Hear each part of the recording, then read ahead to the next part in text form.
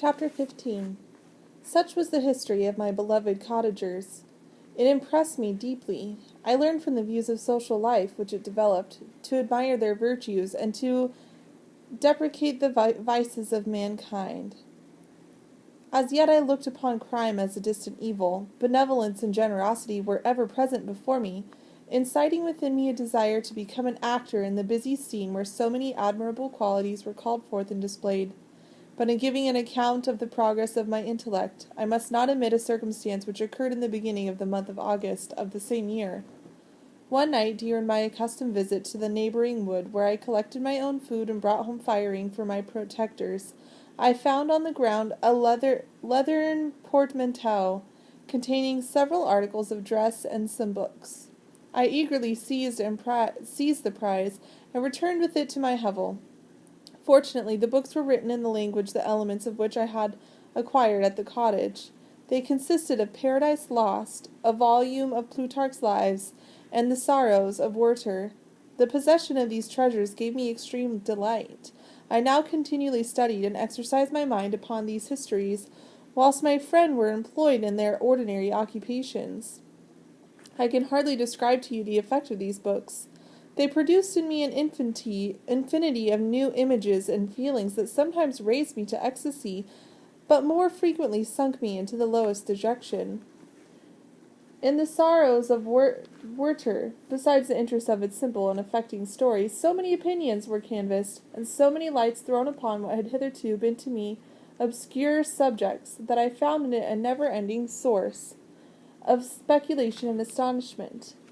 The gentle and domestic manners it described, combined with lofty sentiments and feelings, which had for their object something out of self, accorded well with my experience among my protectors, and with the wants which were for ever alive in my own bosom. But I thought Werter himself a more divine being than I had ever beheld or imagined. His character contained no pretension, but it sunk deep. The disquisitions upon death and suicide were calculated to fill me with wonder. I did not pretend to enter into the merits of the case, yet I inclined towards the opinions of the hero, whose extinction I wept, without precisely understanding it. As I read, however, I applied much personally to my own feelings and condition. I found myself similar, yet at the same time strangely unlike to the beings concerning whom I read, and to whose conversation I was a listener. I sympathized with and partly understood them, but I was unformed in mind. I was dependent on none and related to none. The path of my departure was free, and there was none to lament my annihilation. My person was hideous, and my stature gigantic. What did this mean? Who was I? What was I? Whence did I come? What was my destination? These questions continually recurred, but I was unable to solve them. The volume of Plutarch's Lives, which I possessed, contained the histories of the first founders of the ancient republics. This book had a far different effect upon me from the Sorrows of Werter. I learned from Werter's imagination despondency and gloom, but Plutarch's taught me high thoughts. He elevated me above the wretched sphere of my own reflections to admire and love the heroes of past ages. Many things I read surpassed my understanding and experience. I had a very confused knowledge of kingdoms, wide extents of country, mighty rivers, and boundless seas.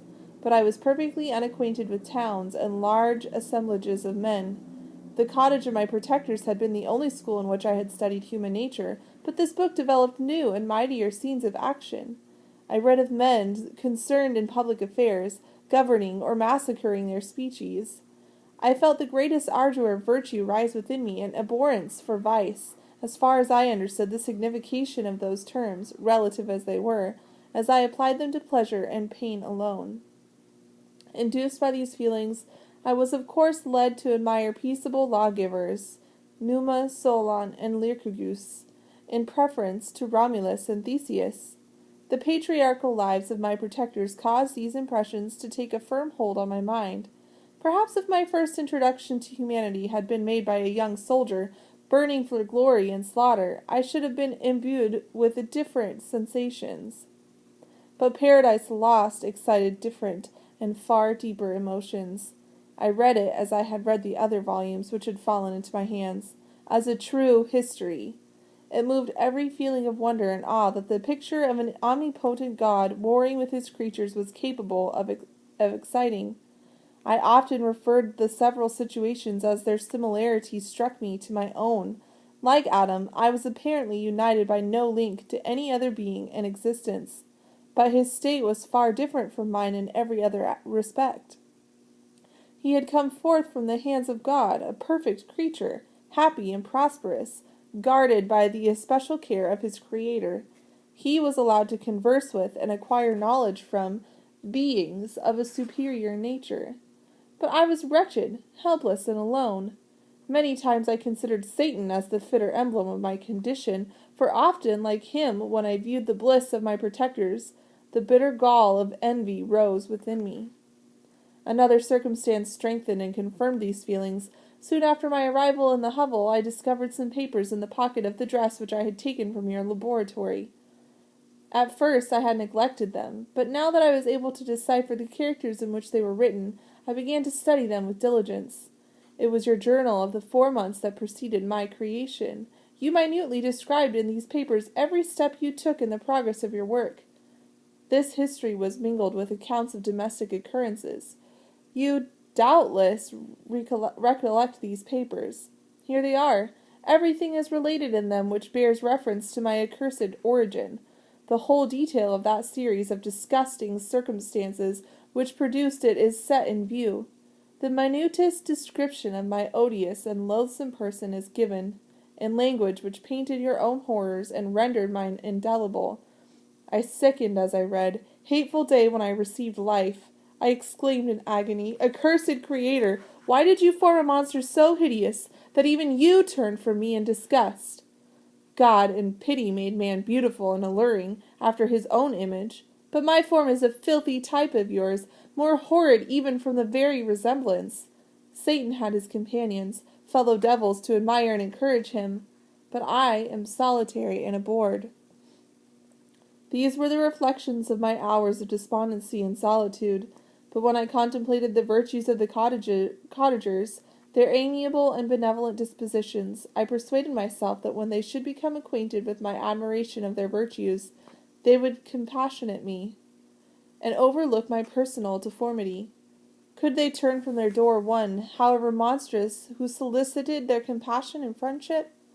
I resolved, at least, not to despair, but in every way to fit myself for an interview with them, which would decide my fate. I postponed this attempt for some months longer, for the importance attached to its success inspired me with a dread lest I should fail.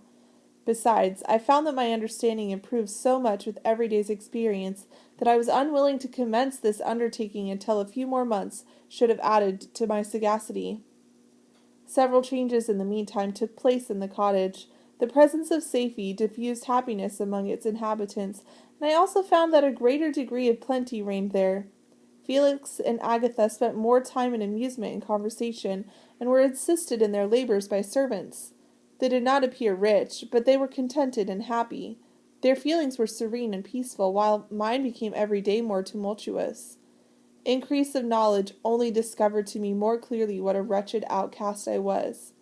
I cherished hope, it is true, but it vanished when I beheld my person reflected in water, or my shadow in the moonshine, even as the frail image and that inconstant shade. I endeavored to crush these fears, and to fortify myself for the trial, which in a few months I resolved to undergo, and sometimes I allowed my thoughts, unchecked by reason, to ramble in the fields of paradise, and dared to fancy amiable and lovely creatures sympathizing with my feelings and cheering my gloom. Their angelic countenances breathed smiles of consolation. But it was all a dream. No Eve soothed my sorrows, nor shared my thoughts. I was alone. I remembered Adam's supplication to his Creator, but where was mine? He had abandoned me, and in the bitterness of my heart I cursed him.